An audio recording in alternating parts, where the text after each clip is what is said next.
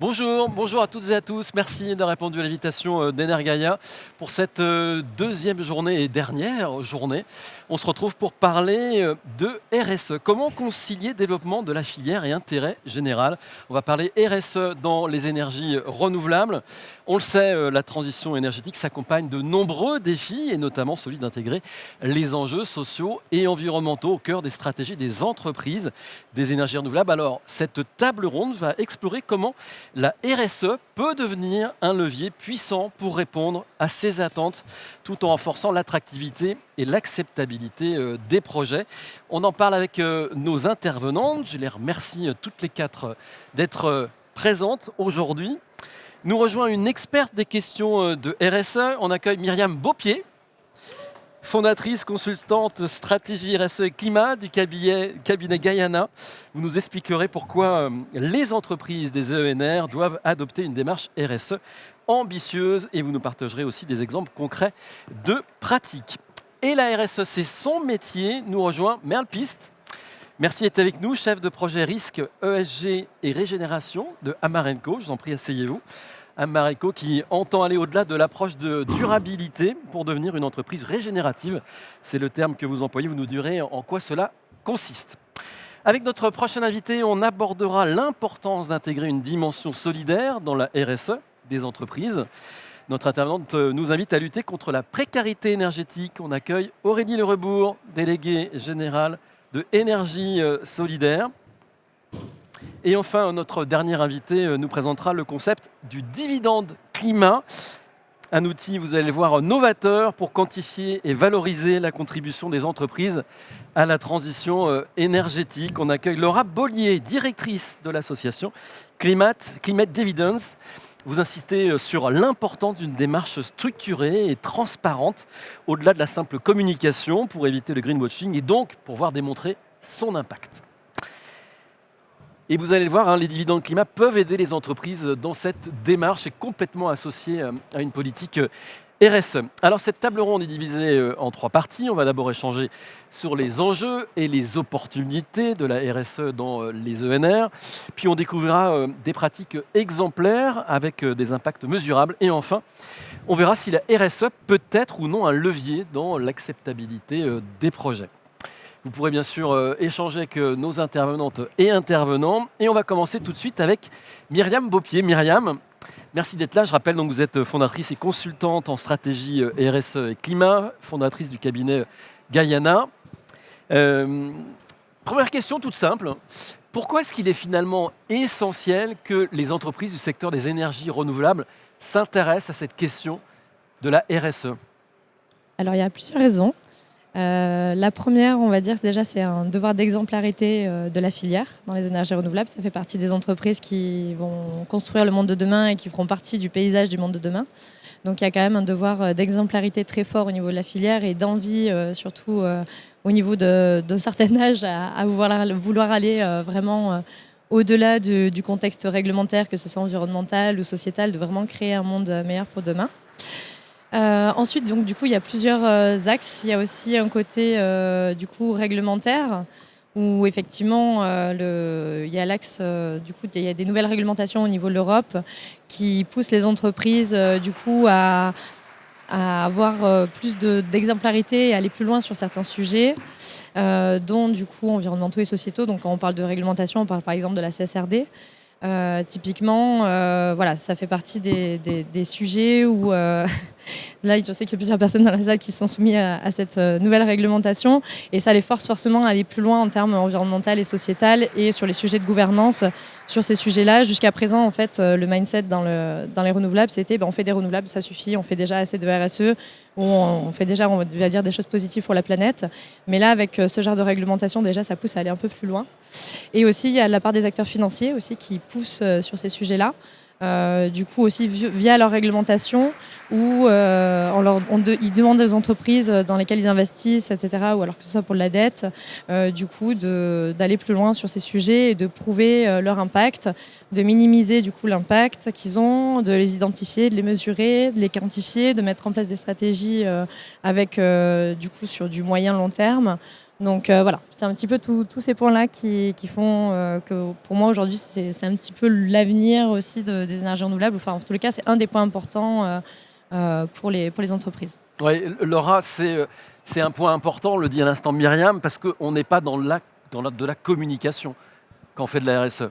Ouais, tout à fait. Et, enfin, en tout cas, on peut l'être, mais idéalement, il ne faut pas faire que ça. Et je pense que le cas du secteur des énergies renouvelables, il est assez emblématique parce que c'est un secteur qui, par défaut, est plutôt positif et plutôt engagé dans la transition. Et donc, c'est un endroit où la RSE a peut-être été un peu finalement le parent pauvre parce qu'on avait l'impression qu'on n'avait pas forcément besoin de justifier, de valoriser parce que par défaut, ce qu'on faisait, c'était bien. Et aujourd'hui, je trouve qu'on est un peu à un moment clé où si on veut que ça soit vraiment utile pour ce secteur, il ne faut pas que ce soit juste de la com, parce que ça, à la limite, il suffit juste de dire « moi, je suis dans les énergies renouvelables, c'est super, c'est bon ». Mais en revanche, qu'on a face à un vrai outil de pilotage, de stratégie, de quantification et de valorisation. Et là, je pense qu'il y a une vraie opportunité pour le secteur maintenant que c'est un peu normalisé quand même plus, d'être un bon acteur de la transition, de pouvoir se distinguer, de pouvoir se valoriser. Et que si on garde la RSE comme un enjeu de com, c'est pas suffisamment intéressant, je pense, pour des secteurs qui le sont, alors qu'il y a vraiment beaucoup à faire si on utilise des choses à la fois très concrètes et qui servent de pont en fait entre l'activité et la finance. Alors moi, ça c'est vraiment mon dada, mais il y a bien d'autres leviers et de liens qui peuvent être faits de cette manière. Voilà, il faut que ça soit une démarche structurée dans l'entreprise qui irrigue tous les services. Ouais, tout à fait. Et qui peut, j'aurai l'occasion peut-être de réexpliquer ce qu'on fait sur les dividendes climat, mais typiquement quand vous avez des indicateurs comme nous, ce qu'on fait, c'est les tonnes de CO2 évitées. C'est une chose de les mettre sur une jolie vidéo que vous mettez à votre stand Energaia, et pourquoi pas, mais ça devient beaucoup plus intéressant quand ça devient par exemple un critère de rémunération des équipes, un critère de pilotage des activités, ou même un critère pour obtenir des prêts bancaires ou ce genre de choses. Et c'est là où en fait on allie vraiment cette démarche RSE avec le cœur business et la stratégie, et où là ça a un vrai potentiel qui peut être vraiment très significatif pour le déploiement de l'entreprise. Ouais, Merle-Piste, là c'est vrai qu'on met le doigt sur le sujet, il faut que ça soit au cœur de la stratégie de l'entreprise. Et chez Amarenco, en fait, la direction RSE elle est directement rattachée au patron de la boîte. Hein. C'est tout à fait cela. Donc, chez Amarenco, c'était vraiment à l'initiative du PDG que c'est notre transformation vers l'entreprise régénérative qui a commencé. C'est pour cela aussi que, quand même, que notre département régénération, maintenant il s'appelle, il a vraiment une importance très forte dans l'entreprise. Et ça veut dire aussi qu'actuellement, notre directrice de régénération, elle est directement rattachée à notre comité exécutif. Donc, ça veut dire qu'il y a beaucoup plus un rôle beaucoup plus important à jouer. Et donc, ça change ce que vous avez dit justement sur la communication. Auparavant, on était plus connecté à la communication, aux ressources humaines. Donc, directement, maintenant, la régénération fait partie intégrante de la stratégie de l'entreprise. Donc, la régénération, on en parle beaucoup et elle a aussi même déjà eu des fois des retours assez négatifs parce qu'elle est très utilisée maintenant par des entreprises. Qu'est-ce que cela veut dire, la régénération? Parce que on en parle sans pour autant la définir. Donc déjà pour vous dire qu'il y a même AFNOR qui a récemment publié une nouvelle spécification pour bien expliquer ce que c'est la régénération. Donc auparavant on avait la responsabilité sociétale de l'entreprise qui a pris aussi en compte plus l'environnement. Donc là, il s'agissait plutôt d'une approche philanthropique qui peut aller plus loin quand même, mais voilà, plus c'est la responsabilité de l'entreprise d'aller au-delà de uniquement la création de profit.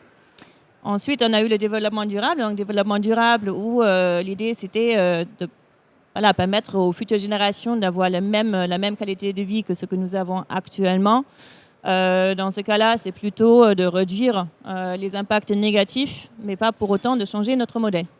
La régénération, il s'agit vraiment de changer le modèle. Donc, le modèle d'entreprise, donc la gouvernance, ce que j'ai dit, et que ce qui va aider d'aller au-delà d'uniquement réduire l'impact positif, mais négatif, mais d'avoir un impact positif, donc net positif, et ce, au niveau économique, écologique et sociologique également.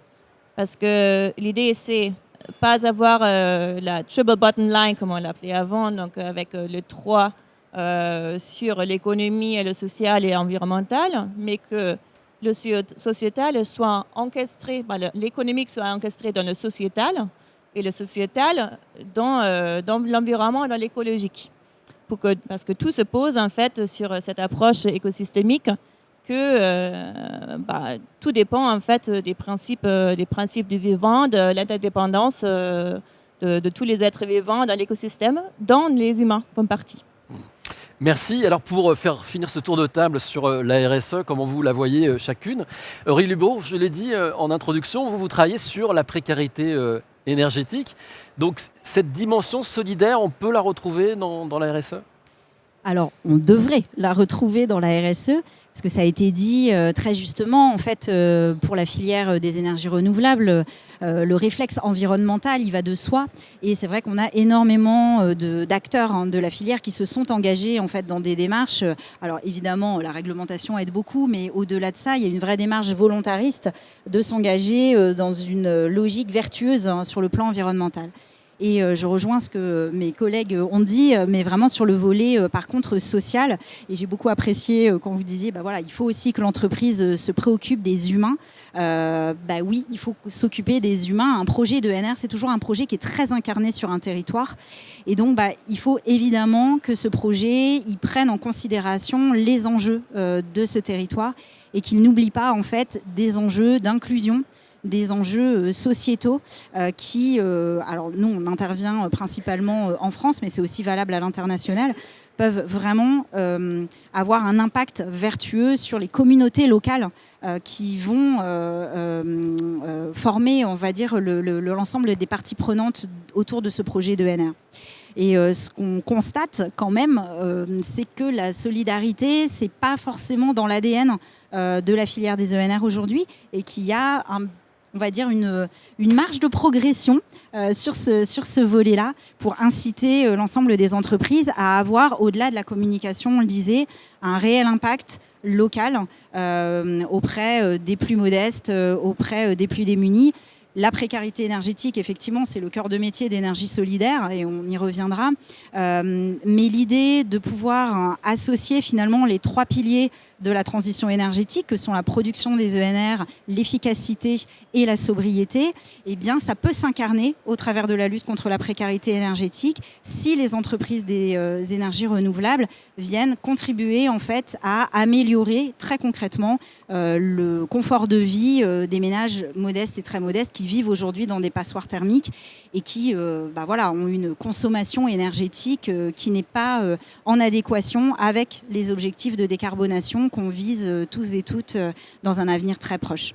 Donc là, il y a vraiment un réel enjeu de la filière de se saisir de cet aspect-là.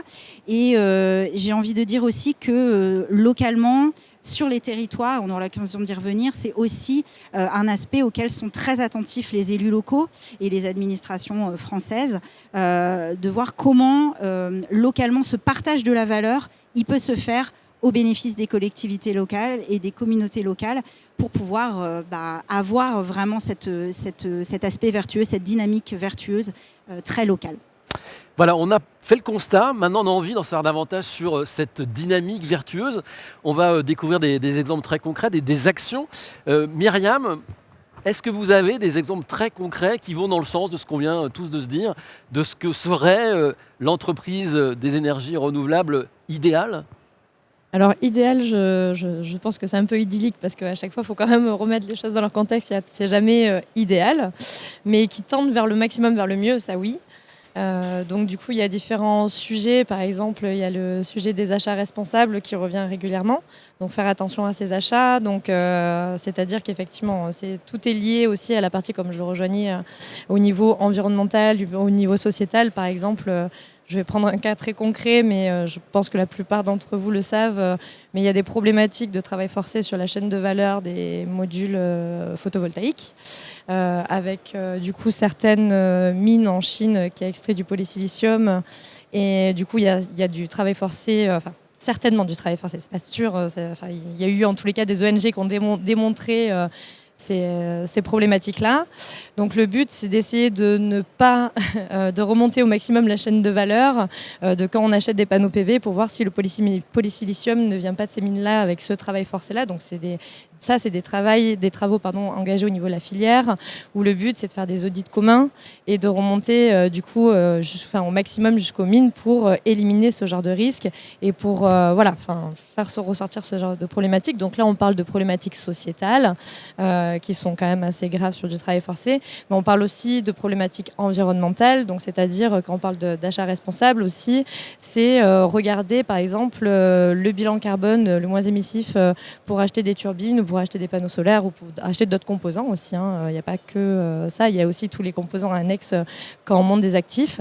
Donc le but, c'est de regarder aussi ce critère-là carbone qui est plutôt un critère environnemental. Donc c'est vraiment, ça par exemple, les achats responsables, c'est typiquement un des sujets importants. Ensuite, il y a aussi toute la partie stratégie climat, et donc là où du coup on va plus parler de bilan carbone et de trajectoire climatique. Donc pour s'aligner avec l'accord de Paris pour ne pas dépasser les plus 1,5 degrés d'ici 2050. Donc là aussi, il y a toute une question. Est-ce que les entreprises ont déjà calculé leur bilan carbone? Si oui, du coup, elles en sont. Est-ce que c'était juste sur des émissions directes, indirectes? Ensuite, au bout de 2 ans où elles ont fait leur exercice consécutif, maintenant on se pose la question de comment réduire ces émissions, sur quelle trajectoire, avec quelle méthodologie, parce qu'il y en a plusieurs aussi. Donc c'est un petit peu la jungle qu'on essaye de débroussailler pour voir quelle est la meilleure méthodologie, comment faire des actions groupées aussi au niveau de la filière pour avoir du poids. Par exemple, sur réduire aussi l'impact carbone, de l'acier, peut-être favoriser plutôt des matériaux qui sont recyclés, de la seconde main. Donc du coup, ça, c'est des leviers en tous les cas à mettre en place pour essayer de réduire ces émissions. Ou alors, il y a aussi des axes de sobriété, en interne sur de la dépense énergétique ou sur des transports, sur la mobilité. Donc ça fait partie des sujets. Il y a aussi des questions d'égalité homme-femme. Donc ça aussi, c'est un sujet que je voulais faire ressortir au niveau de l'énergie. Parce qu'aujourd'hui, la moyenne au niveau de l'énergie, il y a 30%. Ça se passe de toute façon, ça se voit au salon, c'est ce qu'on s'est dit tout à l'heure en arrivant. Les femmes, c'est pas ce qu'il y a en majorité dans le milieu de l'énergie, clairement. La moyenne, c'est à peu près 30% dans le secteur énergétique. Et dans la plupart des boîtes, c'est quand même moins de 30%. Donc, comment essayer de faire que cette filiale elle attire un peu plus de profils féminins. Donc ça aussi, c'est des questions pour un peu plus d'égalité. Ça fait partie des sujets sociétaux aussi qui doivent être travaillés au niveau de la filière pour que ce soit un peu plus attractif, on va dire, pour les femmes. Voilà, pour quelques exemples. Bien sûr, donc c'est très bien. Et Aurélie nous parlait tout à l'heure de l'impact sur les territoires, être soucieux de son impact. Ça veut dire aussi être soucieux dans ses recrutements. Et là, on arrive à un sujet qui est important aussi, c'est les clauses sociales dans les chantiers qu'on a amenés à réaliser. Je n'ai plus mes quoi, c'est bon. Pardon. Donc, du coup, oui, les clauses sociales, effectivement, c'est des axes aussi pour essayer de faire de la réinsertion sur les chantiers, faire travailler du coup des partenaires qui favorisent la réinsertion. Ça fait partie aussi des axes. Donc, il y a des acteurs qui sont déjà bien avancés sur ces sujets, d'autres qui sont encore un peu frileux. Mais globalement, le but, c'est effectivement de favoriser le développement, on va dire, de tout ce qui est microcosme au niveau du territoire. Et ça peut être des leviers aussi de favoriser la réinsertion de certaines personnes. Merle Piste, est-ce que vous vous retrouvez un peu, est-ce que vous retrouvez Amerenco dans les exemples qu'on vient de présenter? Et donnez-nous des exemples d'initiatives, d'actions régénératives. Avec grand plaisir. Donc, on est toujours en phase avec Myriam. On a beaucoup travaillé ensemble. Comme il y a plusieurs volets, donc déjà sur le volet environnemental, donc parlant carbone, donc nous sommes tous conscients du fait que chez Amerenco, on est à plus de 95% de notre bilan carbone qui dépend de la chaîne de valeur, donc de l'approvisionnement. Donc comme actuellement encore la plupart des panneaux sont bien fabriqués en Chine. Donc, il y a le transport, mais aussi justement les fossiles qui sont utilisés pour la fabrication des panneaux. Il y a aussi l'élément, donc l'extraction en fait des ressources dans les mines. Donc là, il y a plusieurs sujets. Donc, il y a le sujet biodiversité, tout le sol en fait qui est endommagé, mais aussi un grand sujet des droits humains. Donc, tu l'as bien mentionné, Myriam. Et donc, c'est toute la chaîne de valeur qu'on essaie de remonter. Donc, actuellement, chez Amerenco, on est en train de faire notre double matérialité, Qu'est-ce que c'est la double matérialité? C'est une analyse des impacts et des risques sur la base de la CSRD, donc la nouvelle réglementation européenne extra-financière, où on analyse quels sont les impacts de l'entreprise sur l'environnement et sur la société. Et dans ce cadre-là, on travaille justement avec nos fournisseurs à travers la plateforme qui s'appelle Achille pour évaluer aussi nos fournisseurs. Donc, tout à l'heure, je parlais de l'écosystème. Donc, c'est tout un écosystème. Donc, on ne peut pas uniquement voir notre périmètre de l'entreprise, mais il faut voir au-delà. Donc, ça veut dire la chaîne d'approvisionnement, dès l'extraction des ressources, la fabrication, mais aussi à la fin, donc le démantèlement des centrales solaires, le recyclage. Donc, actuellement en France, on travaille avec Soren. On arrive à 94% de recyclage des matériaux. C'est très bien. On travaille là-dessus actuellement encore dans d'autres pays. Donc voilà, donc ça c'est le carbone. Sur la trajectoire, on est engagé dans le Science Based Targets Initiative, donc le SBTI. Donc on a mis notre engagement pour arriver à net zéro 2050. Là-dessus également, l'engagement avec les fournisseurs va être clé. Parce que c'est surtout sur les panneaux qu'il va falloir travailler. Ce qui différencie Amarenco, c'est notre programme qui s'appelle ECO, pour faire éco, donc avec ECHO, qui est notre programme de régénération. L'objectif est d'aller au-delà d'une unique réduction des impacts négatifs et atteindre un impact net positif. Comment on fait cela? On mène des études du sol directement sur nos sites, avec un partenaire qui s'appelle Genesis, qui est bien reconnu aussi dans les écosystèmes. On va regarder quelle est la qualité du sol, quel est le carbone stocké dans le sol, quelle est la quantité en eau. Donc, il y a plusieurs sujets en fait, qu'on va regarder à ce sujet-là. Et donc, ensuite, après construction, on va pouvoir vérifier quels ont été les impacts négatifs de la construction. Parce qu'il ne faut pas se mentir, il y en a. Bien sûr, il y en a. On est une entreprise qui construit, mais on essaie ensuite par la régénération, donc par les mesures qu'on va prendre sur la plantation des forêts endémiques, les haies aussi endémiques, sur toujours garder la couverture du sol, les différentes espèces qu'on va avoir pour les différentes graines qu'on va planter. Voilà, donc il y a plusieurs sujets sur lesquels on va travailler. Donc, un exemple concret avant de terminer, parce que je pense que j'ai dépassé le temps. Actuellement, on a un projet sur un sol pollué. Sur ce sol pollué, on va travailler avec des plantes pour faire un mécanisme qui s'appelle la phytorémédiation. Donc, vous connaissez. Donc, ce sont des plantes. C'est génial, c'est magique. À travers leurs racines, ils peuvent prendre les métaux lourds. Donc, on se trouve sur un site où il y avait beaucoup de vignes.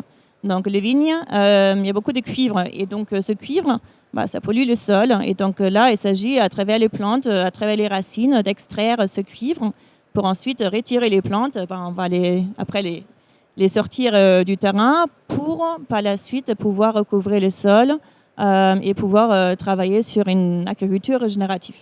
Et sur le volet sociétal, en tant que tel, qu'est-ce que vous faites ? Et donc, sur le volet sociétal, donc également en travaillant avec les fournisseurs, donc nous travaillons uniquement avec les fournisseurs qui atteignent un certain niveau, par une note ESG. On a déjà mené des audits aussi sur place. On a des collègues qui viennent tout juste aller en Chine aussi pour rencontrer des fournisseurs des batteries, donc pour vraiment y échanger avec eux, parce qu'on fait du stockage aussi.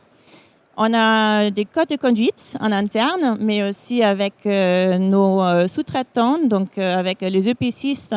Ils doivent tous signer le code de conduite qui contient entre autres l'emploi local. Parce que ce qui arrive souvent, c'est qu'on va aller dans des différents pays, mais après on va employer des Français ou ce qu'on veut. Ce qu'on veut, c'est directement qu'il y ait vraiment l'emploi local dans la région pour que ça profite aussi aux différentes populations. Et dans ce programme éco, il y a aussi bien un volet social dans nos indicateurs. Ce volet social, il va comprendre la co-construction avec les populations locales donc dans la consultation publique, mais également après, on a des projets où justement, ce projet dont vous parlez avec les plantes, on va travailler sur un volet éducatif pour afficher un panneau pour bien expliquer quelle est la démarche de régénération, parce qu'il y a un sentier qui passe. Donc tous les randonneurs qui vont passer, ils vont comprendre quelle est la démarche de régénération, en quoi justement les développeurs solaires, on n'est pas tous les méchants qui vont détruire les terres, mais justement on les régénère. Donc c'est vraiment pour sensibiliser aux différents sujets. Alors, est-ce que vous connaissez votre dividende climat? Hein? Non, parce que Laura, elle pourrait prétendre au dividende climat, Merle Pest avec Amarenco. Tout à fait. Mais Voilà. ça marche là? Oui, ça marche très bien. On va parler donc du dividende climat. C'était pas une boutade, une anecdote. Non, c'est vraiment parce que c'est un vrai sujet et c'est sans doute un sujet qui va monter dans les années à venir. Parce que si on calcule notre bilan carbone, on peut se dire à un moment, on pourrait calculer notre dividende non euro, non dollar, mais notre dividende climat, ça pourrait être pertinent. Et donc, c'est le travail que vous entreprenez avec l'association Climate Dividend.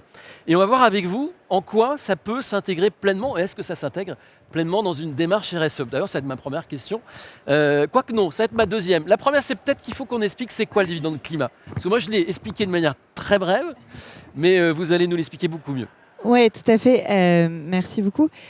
En gros, c'est, je pense, une très bonne transition petit à petit. C'est que quand on parle de ESG ou d'impact, etc., il y a vraiment deux aspects, et ça rejoint un peu ce que disait Merle sur le côté matérialité. Il y a les impacts négatifs que toute entreprise, mais que tout être humain, là, on respire, on ne sait pas faire autre chose que d'avoir un impact négatif, c'est normal. En revanche, il y a des entreprises dont l'activité a quand même une contribution positive à la décarbonation globale. Amarenco est un très bon exemple. Comme Merle le disait, oui, c'est polluant de faire quand même des panneaux solaires. Ils ne sont pas faits d'air et d'eau fraîche ni de vue de l'esprit. En revanche, a priori, à chaque fois qu'on déploie de l'énergie décarbonée via des panneaux solaires ou d'autres activités, on aide les clients, les utilisateurs de ces panneaux solaires et de l'électricité fournie à se décarboner. Puisque eux, sans ces panneaux solaires, ils auraient fait autre chose. Et ils auraient utilisé une autre source d'énergie qui aurait été très probablement beaucoup plus carbonée. Du gaz, du charbon selon les pays. Alors en France, c'est un peu moins le cas, mais quand même. Et donc en fait, c'est pas la même chose de dépenser une tonne de carbone pour faire des Kit Kat. J'ai absolument rien contre les Kit Kat en particulier, mais que pour faire des panneaux solaires qui aident à décarboner. Et donc nous, ce qu'on cherche à faire, c'est vraiment à mesurer cette contribution positive qui vient en complément de l'impact négatif. En aucun cas, ça ne vient à la place, en compensation ou quoi que ce soit, mais ça vient vraiment mesurer cette partie positive et changer cette approche de seulement on essaye de faire ce qu'on faisait avant moins mal, mais on essaye de aussi se dire comment je fais aussi bien ou comment je fais mieux. Et donc de shifter en termes de mentalité, et on y reviendra parce que c'est ça où ça revient à ce que je disais sur la RSE. Et donc très concrètement, l'idée du dividende climat, c'est de se dire, c'est une mesure de cette contribution climatique positive qu'on va pouvoir rendre valorisable auprès des actionnaires. Puisque aujourd'hui, quand vous êtes une entreprise qui réussit économiquement, vous allez pouvoir, à terme en tout cas, distribuer des dividendes financiers à vos actionnaires. Et à la fois vous et vos actionnaires, vous êtes valorisés pour ça. Et donc le dividende financier, tout le monde voit ce que c'est du cash, bien sûr. Mais c'est aussi une preuve de création de valeur économique. Tant que vous ne gagnez pas d'argent, vous ne distribuez pas de dividendes financiers, a priori. Et donc là, c'est la même chose, mais au lieu de regarder la création de valeur économique, on vient regarder la création de valeur climatique, ces fameuses émissions évitées, ces tonnes de CO2. Et donc le dividende climat, c'est une mesure de ces émissions évitées qu'on distribue. Donc c'est une tonne de CO2 évitée ou séquestrée par l'entreprise. Ça donne un dividende climat qu'on peut émettre et distribuer à l'actionnaire. Donc ce n'est pas de l'argent, mais c'est une preuve de création de valeur. Et ça permet à la fois d'avoir une mesure standardisée et comparable qui permet demain, dans un groupe comme Amarenco, par exemple, de se dire est-ce qu'il vaut mieux que je fasse ce projet ou ce projet parce que je vais pouvoir avoir une comparaison fiable de ma performance climatique. Voire, pour un financier, de se dire est-ce qu'il vaut mieux que j'investisse chez Amarenco ou chez je ne sais pas qui. Désolée, je prends l'exemple d'Amarenco en permanence, là, mais comme tu es à côté. Mais, donc ça permet vraiment de standardiser cet élément et d'en parler. Et le deuxième élément, c'est que ça permet de créer un lien beaucoup plus tangible et donc valorisable entre cette notion d'impact et une logique financière. Au même titre qu'un dividende financier, quand une entreprise vous dit j'ai distribué X dividendes financiers, même si vous n'êtes pas un financier, même si vous ne connaissez rien à l'entreprise, vous savez que c'est un signal positif économique. Là, l'idée, c'est de pouvoir la même chose et d'avoir un signal climatique positif. Ça ne veut pas dire qu'il ne faut pas les vérifier derrière, hein, mais ça vous donne déjà ce premier signal. Et en plus, vous pouvez l'intégrer plus facilement en tant que financier parce que ça reproduit des logiques que vous connaissez. Donc, on travaille sur des ratios comme chiffre d'affaires vs dividende climat ou euro investi vs dividende climat, qui viennent peu à peu s'intégrer dans les cycles de décision financiers et notamment, et c'est le dernier élément de à quoi ça sert, dans la valorisation des entreprises. Là, c'est un petit peu technique pour un jeudi 14h30 d'Energaia, mais restez avec moi, vous allez voir, c'est intéressant. Aujourd'hui, quand on valorise une entreprise, on la valorise sur des actifs tangibles, des stocks, des chiffres d'affaires, des bâtiments. Et parfois, on valorise ce qu'on appelle un goodwill, c'est-à-dire des trucs intangibles. La marque d'une entreprise, ça vaut quelque chose. Vous ne pouvez pas l'acheter toute seule, mais elle vaut quelque chose. Et aujourd'hui, il y a de plus en plus de gens qui parlent d'une sorte de goodwill climatique, qui serait de dire, toute chose égale par ailleurs, les financiers seraient prêts à payer plus cher pour une entreprise qui a un impact climatique positif. Et voire demain, j'espère, un impact très génératif, et étape par étape.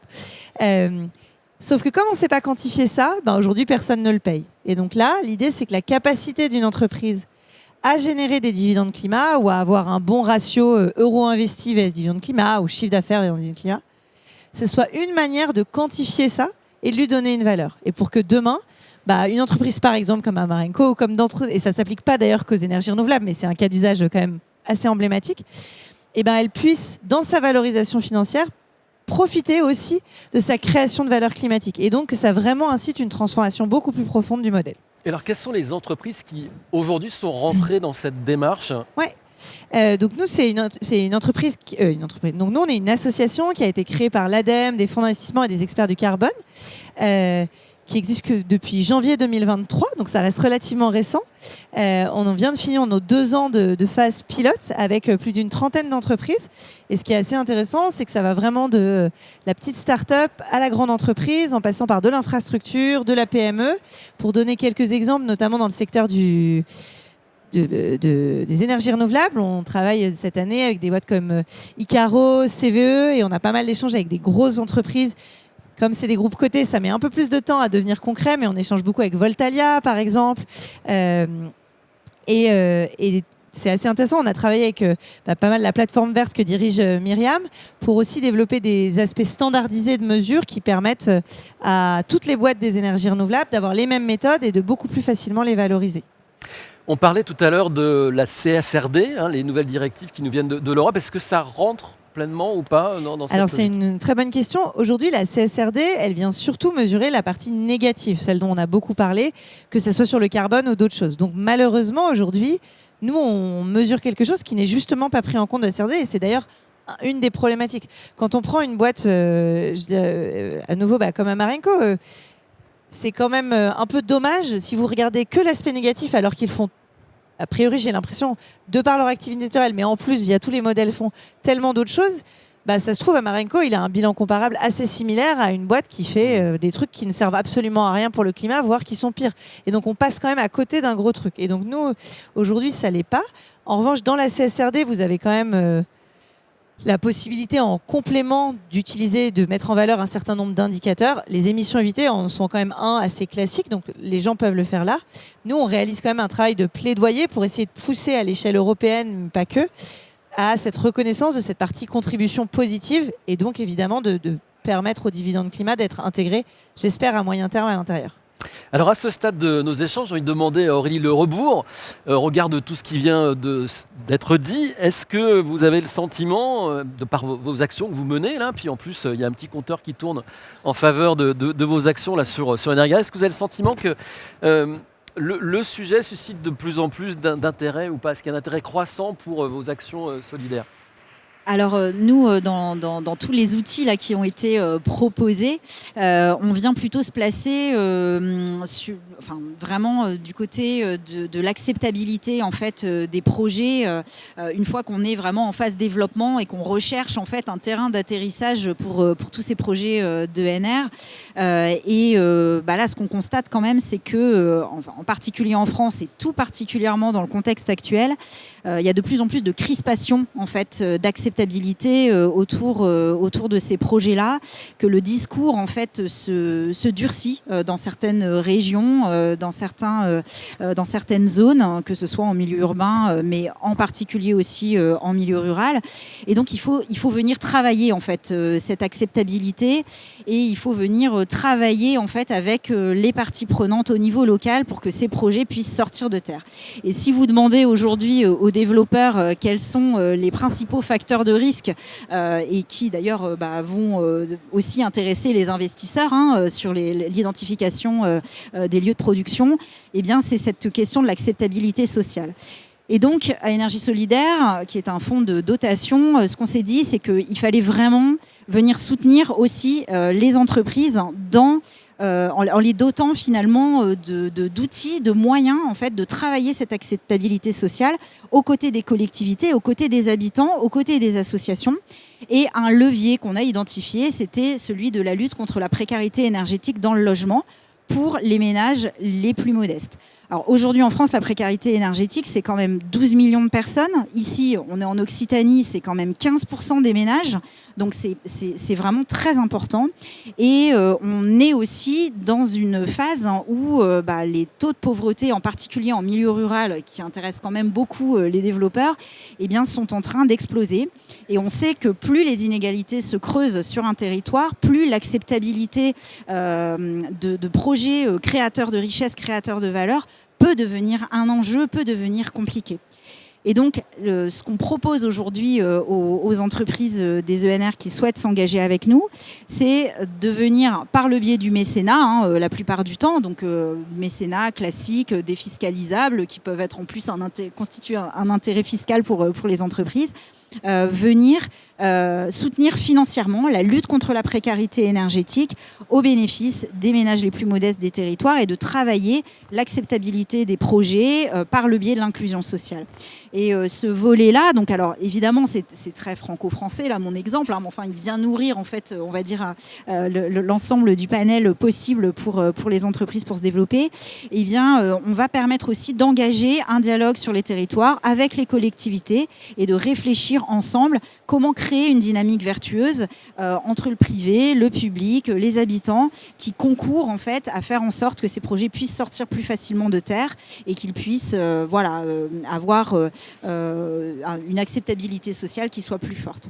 Donc effectivement, on a déployé en région Occitanie, soutenu par la région qui est très volontariste aussi sur le volet énergie renouvelable, on le voit ici à Energaia, tout un programme qui vise vraiment à travailler à l'échelle des territoires pour venir incarner cette responsabilité sociale et environnementale des entreprises et qu'elle ait vraiment une déclinaison concrète pour les habitants, parce qu'effectivement, il y a tout ce qui se passe en amont, dans la levée de fonds, pour que ces projets puissent sortir de terre.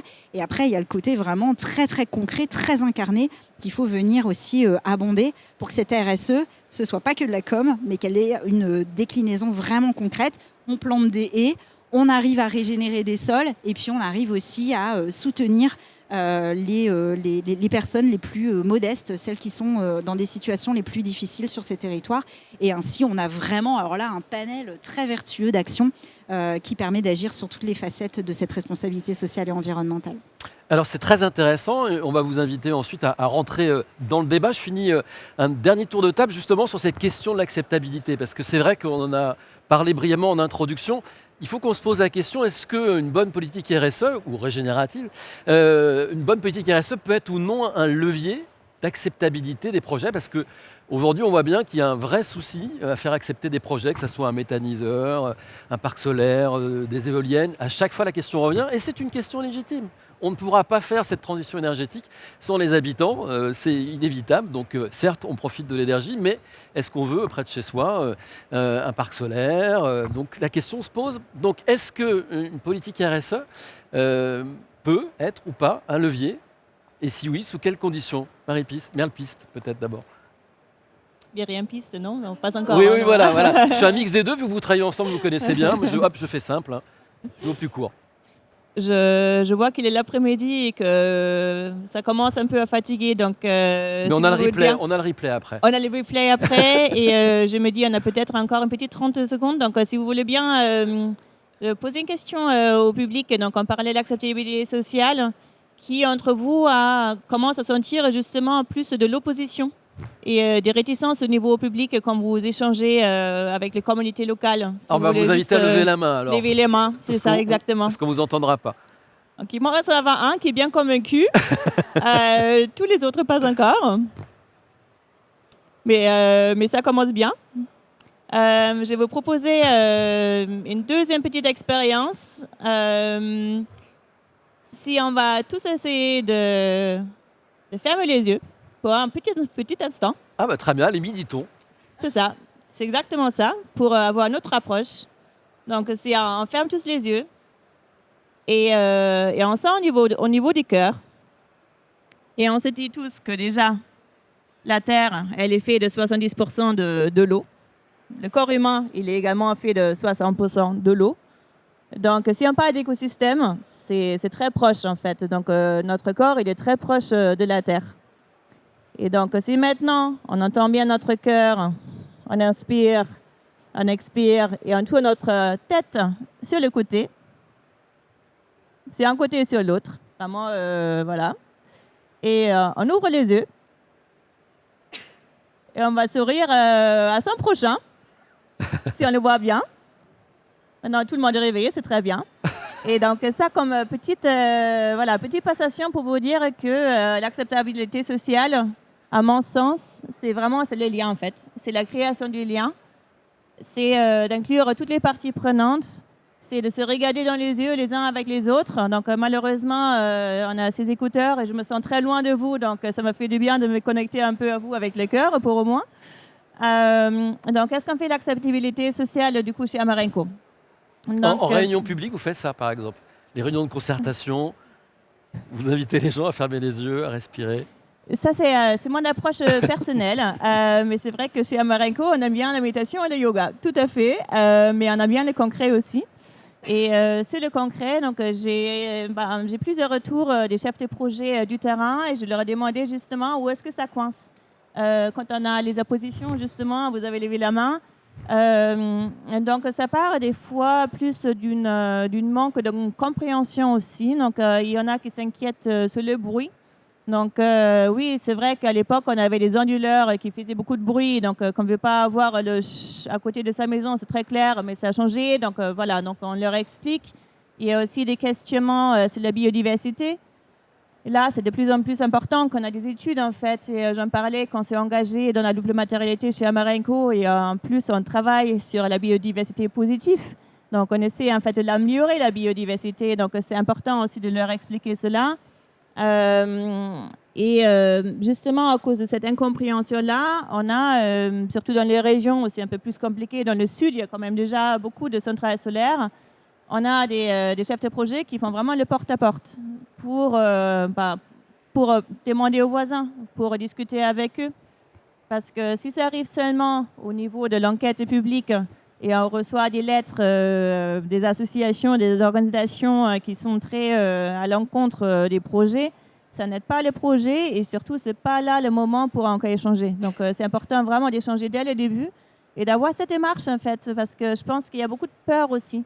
Les peurs des gens d'avoir peut-être la critique. Mais il faut aller au-delà, en fait, parce que faut trouver une solution pour travailler ensemble. Mais au-delà de l'acceptabilité sociale, juste le dernier point, je pense qu'il faut aller plus loin. Donc, dans la régénération, on parle plutôt de l'impact social.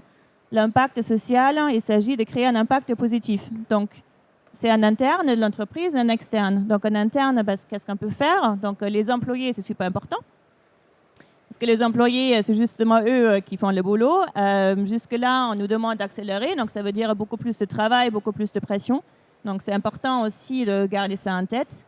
Chez Amarenco, on a créé un groupe de travail, une task force de régénération. Donc, je travaille avec plusieurs volontaires de l'entreprise sur la réflexion de comment changer le business model de l'entreprise et arriver à une entreprise régénérative pour que ça ne devienne pas uniquement un terme utilisé qui uniquement s'applique au projet, mais qui s'applique également au niveau corporate, au niveau de l'entreprise et qui a aussi des bénéfices pour les employés, donc dans le bien-être, dans la condition de travail.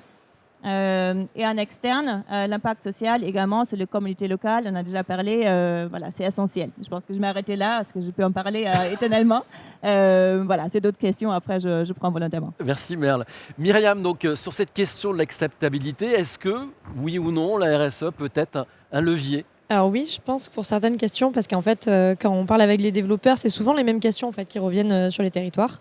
Donc ça va être sur la fin de vie des parcs, ça va être sur la biodive, ça va être sur ces sujets-là. Et à partir du moment où on rassure en disant que, enfin, où il y a des explications, en disant effectivement on prend bien en compte, on a une vision long terme de ces sujets, tout est bien structuré et on explique exactement ce qu'on compte faire. Je pense que c'est là où du coup ça devient vraiment rassurant et ça devient vraiment un point fort pour l'entreprise qui essaye de se développer. Et du coup on gagne des points en termes d'acceptabilité voilà, sur ces sujets-là. Merci. Peut-être deux petites questions, puis on vous invite à réagir. Sur Dividende Climat, comment est-ce qu'on peut s'engager quand on est une entreprise des ENR dans votre démarche? Ouais, peut-être juste, est-ce que je peux rebondir sur Bien un truc sûr. qu'a dit Merle parce que je trouvais ça assez pertinent. Nous, donc, quand on a créé les dividendes climat, c'était vraiment, comme je vous l'expliquais, pour mesurer cet impact positif et le valoriser notamment auprès des financeurs.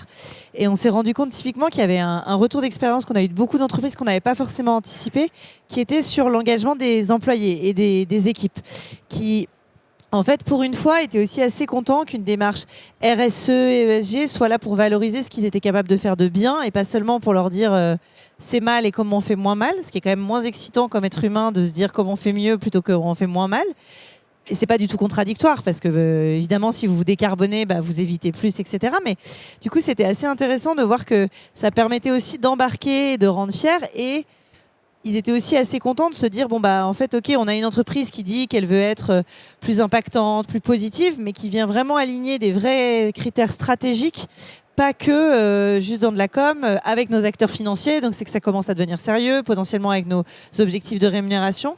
Et donc ça a généré un engouement assez fort, même dans des secteurs, je pense notamment, on travaille aussi beaucoup avec le secteur du bâtiment, où il y a quand même beaucoup d'équipes terrain qui ne sont pas forcément les gens pour qui l'ESG, le RSE, c'est la grande marotte favorite, quoi. Et pour autant, là, avoir une fierté de pouvoir être valorisé, de s'aligner, que ça a aidé à mettre... Je ne dis pas que c'est la solution miracle, c'est tout, mais je pense que cet aspect, effectivement, venir aligner l'interne et l'externe et pas juste dire... on fait super bien pour les projets qu'on mène, mais alors à l'intérieur, c'est la cata. Nos employés sont tous soit désespérés, soit en burn-out. C'est assez... j'exagère un chouïa. Moi, je viens de Marseille, donc voilà.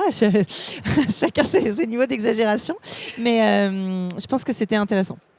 Et je peux répondre maintenant à la deuxième question, mais je voulais juste rebondir.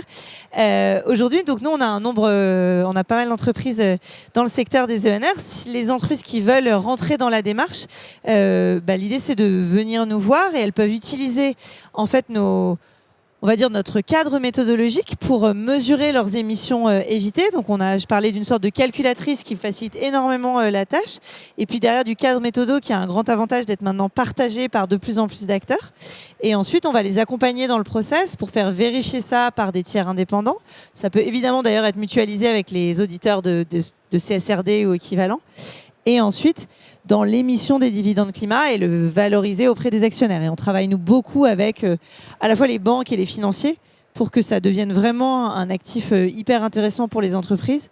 Donc voilà, donc s'il y en a que ça intéresse, je suis avec grand plaisir pour en discuter ou vous pouvez nous écrire sur le site internet, évidemment, qui est aujourd'hui uniquement en anglais parce qu'on travaille vraiment à l'échelle internationale. Donc voilà. Merci. Alors, on vous invite à réagir, à témoigner, à remonter vos remarques ou si vous avez des questions, bien volontiers. Donc, vous levez la main et on vous apporte le micro. Mais je crois que monsieur, vous aviez déjà le micro. Donc, si vous voulez en faire quelque chose, vous pouvez. Hein. Oui, effectivement, j'ai le micro, mais je n'ai pas de questions toutes préparées. Je veux bien... Ça s'appelle être le désigné micro. volontaire. C'est ça. Hop, on lance le micro et hop, à toi la question. Non, Alors, je pouvais juste en profiter, effectivement, pour... Non, mais sinon, vous lancez le micro témoigner à quelqu'un d'autre. des difficultés que les développeurs ont sur le terrain sur les questions d'acceptabilité locale et que un certain nombre de solutions qui ont été développées ici par les intervenantes sont bien utiles pour faire avancer les projets et faire en sorte qu'il y ait une meilleure appropriation et une meilleure compréhension aussi des enjeux liés à ces projets. Merci. Qui souhaite réagir et également interagir avec nos intervenantes ? qui ont une belle énergie. Hein. Bah, heureusement, parce que sinon. Alors, est-ce que nous avons des questions, des volontés de remonter un témoignage, de partager une expérience Si ce n'est pas le cas, eh ben, Moi, j'ai écoutez... une question sinon. Oui, Pour la salle. Très Je vais faire bien. comme Merle. Non, mais peut-être que nous, on ne sait pas trop. Nous, on s'est présenté, mais on ne sait pas à qui on parle. Est-ce que dans la salle, du coup, est-ce que les gens vous êtes plutôt développeurs? Qui est développeur de projet, par exemple? D'accord. À moitié, ok. Qui est peut-être producteur d'équipements? Qui êtes-vous? Des fournisseurs. Ok. Qui sont les autres gens? Des étudiants. Des grands Non, étudiants. non plus. alors. Je sais pas, par exemple, au premier rang, qui êtes-vous, mesdames? Ah, faut avoir Ah. le petit micro alors. Pardon. C'est comme elles sont deux. Bonjour, donc Bérangère et Aurore, donc de la société Arcolia. Ok. Et nous, on produit des énergies vertes via éolien, PV, toiture agricole et méthanisation. Ok, super. Tu avais une question, Laura? Et bah, du coup, Vu Non, qu'elles mais- ont le micro. très bien. Ma question, ça peut être ça. C'est est-ce que vous, aujourd'hui, chez Arcolia, hein, c'est ça? Est-ce que vous avez des démarches RSE qui sont déjà engagées? Et alors, ma deuxième question, qui est quand même très biaisée, c'est est-ce que vous mesurez les émissions évitées? Et est-ce que ça, c'est un enjeu pour vous ou pas du tout aujourd'hui? Oui, tout à fait. Alors nous, on fait partie de la plateforme verte déjà. On travaille avec Myriam et Merle très très régulièrement sur tous les sujets évoqués par Myriam, dont la CSRD, etc. J'ai été en contact aussi avec vous sur le Climate Dividend, parce que ça nous a été présenté effectivement par Myriam dans le cadre d'une de nos réunions. Et on suit ça de près, on va recevoir la calculatrice, on va faire nos premiers calculs d'émissions évitées. Donc oui, on est très très engagé Trop bien. côté Arcolia. Génial. Je savais pas. Et ce n'est pas, tout ça n'est pas pipé, je vous jure. En tout cas, c'est bien fait. Merci beaucoup à toutes et à tous. On peut Olivier, applaudir chaleureusement. c'est- Oui, Aurélie. Je voulais juste, puisqu'on en est à interagir avec cet auditoire, dire que quelque part, si on veut incarner la RSE dès maintenant, sur Energaia, c'est possible parce j'allais qu'on a dire lancé oui. en fait un grand challenge solidaire en mode Téléthon, puisque tout le monde a la référence, donc comme ça parle bien sûr, en proposant en fait à tous les exposants et les visiteurs du salon de participer à un grand défi solidaire qui est celui de pouvoir contribuer concrètement à la lutte contre la précarité énergétique ici en Occitanie, Alors, comment on en fait faisant alors, un don ici défiscalisable. Donc en fait, alors là ça apparaît pas, mais dès que on va changer de slide, vous aurez les moyens de participer. Et en fait, il y a un QR code qu'on peut. Non, en pas plus, de bol, ça marche pas. C'est l'effet démo, Pas de ça bol. s'appelle. Bon, bah alors rendez-vous Hall B2 stand 67 sur le stand de la région, puisque là on peut effectivement faire un don. C'est la fin de l'année, c'est le moment de défiscaliser, donc allons-y. Et ça rend comme ça un peu décembre généreux, la possibilité de s'engager d'ores et déjà, puisque maintenant avec tous ces témoignages, vous ne pouvez être que convaincus par l'utilité sociale des entreprises. Merle, tu voulais dire quelque chose? On a une question. Vous avez le micro ou pas? On va vous l'apporter alors. Merle?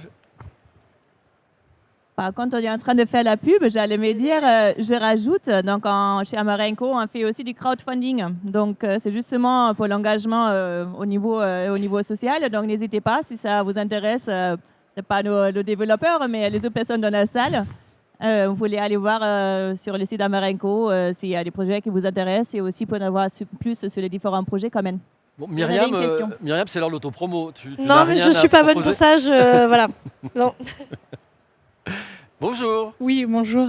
Gladys Leclerc de LCL. Donc, nous travaillons sur les énergies renouvelables pour les financer, mais également en fait sur la partie pipier. Voilà, donc, on aide nos acheteurs, nos clients ETI à pouvoir s'approvisionner en énergie verte avec un pipier multi-acheteur. Mais là, ma question, en fait, elle concerne plus la RSE au sens large et notamment sur le dividende climat. J'ai du mal à percevoir la différence entre les dividendes climat et les sujets de compensation, contribution. Voilà, je sais qu'il y a des labels aussi bas carbone ADEME pour tout ce qui est compensation, contribution. Voilà, je veux bien une petite carrément. explication. Alors, C'est deux outils qui sont très complémentaires. Donc, ce qu'on appelle compensation, c'est les crédits carbone au sens un peu large. C'est assez différent. Et alors, je vais essayer de reprendre un truc un peu simple. Au début, vous avez pensé que je vous prends pour une idiote, mais c'est vraiment pas le cas. Normalement, ça sert à quelque chose. La plupart des entreprises, elles ont besoin d'investisseurs en capital pour lancer leur entreprise et produire une solution et la vendre. Quand cette solution, au lieu d'être, je vais continuer sur mon KitKat maintenant que j'y suis, quand ce n'est pas un KitKat mais c'est un panneau solaire, de l'énergie renouvelable, en plus de faire de l'argent, quand vous vendez cette solution, vous évitez des émissions, vous avez un impact positif. Et donc à l'échelle de l'entreprise, vous allez être capable de dire j'ai fait tant de chiffre d'affaires et j'ai fait tel impact. Super, bravo. Si vous voulez retranscrire ça vers votre investisseur financier, donc là je parle vraiment de part en equity, et ben, sur la partie financière, vous avez le dividende financier, qui est donc du cash, mais cette preuve de création de valeur. Sur la partie climatique, vous n'avez rien. Et c'est là que le dividende climat vient s'insérer. Ce schéma que je viens de vous décrire, qui est relativement simple a priori, en fait, il est tout à fait valable si au lieu de vendre directement un panneau solaire ou de l'énergie renouvelable, vous vendez un crédit carbone. Puisqu'un crédit carbone, en fait, c'est juste, et je ne dis pas que c'est mal, mais c'est ce que c'est dans son essence, c'est que c'est un actif financier qui vous permet de sécuriser votre impact et votre business plan. C'est en vrai votre tambouille marketing. Est-ce que vous vendez directement votre énergie ou est-ce que vous vendez un crédit carbone ? Il se trouve que vous pouvez vendre un crédit carbone parce que c'est intéressant dans d'autres cadres réglementaires, etc.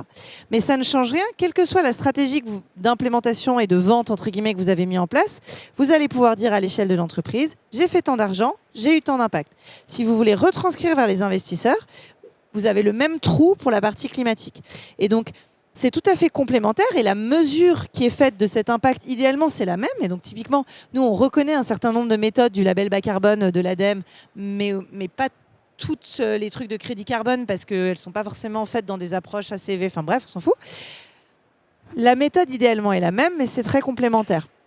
Et peut-être le deuxième point qui est, je pense, important pour bien comprendre, c'est qu'un crédit carbone, au départ, il est pensé pour des projets qui ne sont pas viables tout seuls financièrement. C'est-à-dire que pour émettre un crédit carbone, donc pour être vendeur de crédit carbone à une autre entreprise, il faut que vous puissiez prouver ce qu'on appelle une additionnalité financière.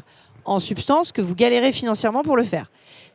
Parce que ça a été pensé plus historiquement pour de la reforestation, de la préservation d'écosystèmes qui n'ont pas forcément une vocation à devenir des cash machines, quoi. Alors que le dividende climat, ce n'est que une mesure d'une création de valeur climatique, que vous galériez financièrement ou pas. Pour vous donner un exemple qui n'est peut-être pas des ENR, mais nous, on a travaillé avec le groupe Decathlon sur leur vente de vélos, parce qu'ils aident les gens à décarboner leur transport. Le groupe Decathlon, ils n'ont pas de mal à vendre leur vélo. Enfin, en tout cas, ils n'ont pas besoin de moi pour vendre leur vélo, vous vous en doutez bien. Mais en revanche, je préfère largement qu'ils vendent des vélos plutôt qu'ils vendent des véhicules thermiques. Et ils créent de la valeur climatique, ils nous aident globalement tous à nous décarboner. Et donc, ils peuvent valoriser ça via les dividendes climat. Donc, le scope de projet et d'activité qui est éligible au dividende climat, il est beaucoup plus large que les crédits carbone. Il y a un overlap, mais il est beaucoup plus large. Et dernier mini-point, et après j'arrête, mais c'est comme c'est un sujet qui est souvent un peu clé, c'est que la compensation carbone, elle repose quand même sur une logique que nous, on essaye de dépasser, qui était de se dire, on fait mal, et puis derrière, on achète des crédits carbone pour compenser. Avec là, je parle plutôt de l'approche de celui qui achète les crédits carbone. Nous, ce qu'on cherche à dire, c'est, vous faites mal, tout le monde fait mal, parce que tout le monde a un impact négatif, et on cherche à le minimiser, mais on peut aussi faire positif, et on peut contribuer positivement, mais ça ne vient pas se compenser, ça ne vient pas se réduire. Et du coup, il y a plusieurs manières de contribuer positivement. Ça peut être d'acheter des crédits carbone à un projet, ça peut être même de faire du mécénat philanthropique, enfin du mécénat climatique, ou ça peut être d'investir en capital dans une entreprise qui elle-même contribue à décarboner et donc en échange va recevoir des dividendes climat. Donc c'est plutôt un outil complémentaire dans cette logique. Voilà, c'était un peu long, mais j'espère que c'était clair. Merci. On a fait le tour. Ouais, plus d'autres questions ? Écoutez, un grand merci à toutes et à tous et on applaudit chaleureusement nos intervenantes. Merci pour ce bon moment avec vous, Myriam Beaupier, Aurélie Lebourg, Laura Bollier et Merle Piston. Merci.